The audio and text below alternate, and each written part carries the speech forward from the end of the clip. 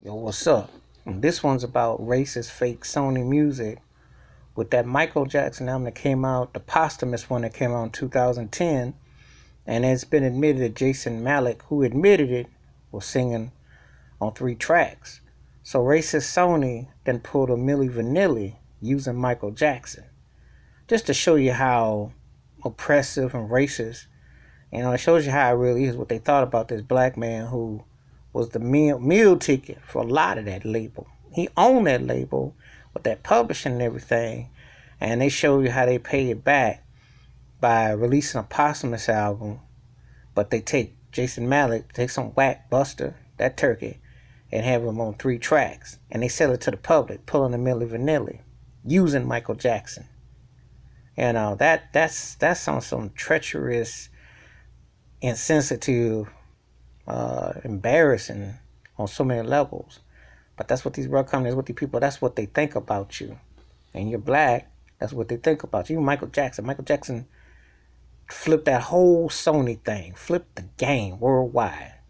Multi-billion-dollar enterprise, multi-billion-dollar. And that's what the Sony brass thought of his blackness. They said, well, you know what? We'll sell anything with your likeness just to say we did it. We don't care how we get it, as long as we get it. That's some real jive, and that's real petty. But that's what these companies are about. So you think they mess with Michael, or mess with anybody? And yeah, it was racist. Because I tell you something, I like some of Bruce Springsteen's stuff, but he always been a little bit overrated to me. You think they would go and get some white singer who sounded constipated and was straining and call it a Bruce Springsteen record if he died? I don't think so. I don't think so. But that's what they do with the king of pop. Black man said, I'm the king of pop. I own this thing. I was the most dominant. I was tearing it up. It's my house. You know what I'm saying? But no, no, no, no, no, no, no, no, no, no, no. This is what they do. This is what they really think of you. And they try to sell off to the public by any means that they can get money off of it. There's no refund. So if you bought the Michael record, there is no refund. And you're sitting there thinking that those 3 tracks that they got on there, that's Michael. And it's not. It's a fraudulent.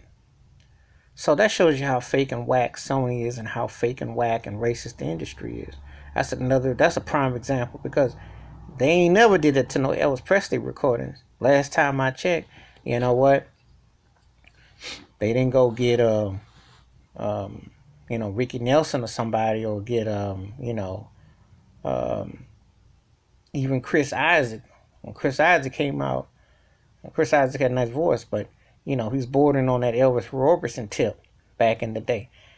They didn't go get him to come do some ghosting on the Elvis. So why would you do that to Michael? That shows you the racial dynamics and racial double standards. And I'm calling Sony out on being racist, phony, for promoting that Michael Jackson record, knowing that wasn't Michael Jackson's voice, and knowing that they were doing it by any means to get over to sell some product. Because that's what these racist companies think of you, and that's how they really are. And you better watch out, younger artists, but especially if you're African American, you better watch out how these labels get down. Because they ain't got no love. If they ain't give Michael Jackson no love, they ain't giving nobody no love. You couldn't get higher than Michael, and they know it. So they're making sure that they swatting down like flies. So that tells you all you need to know. That's why I detest anything associated with that racist company. Because I know what they did where Brother Michael was concerned. I know what was up. And they ain't do well by him. The karma is going to be something with that, though. I hope Michael Jackson be haunting they behinds, too. Them turkeys got it coming. Later.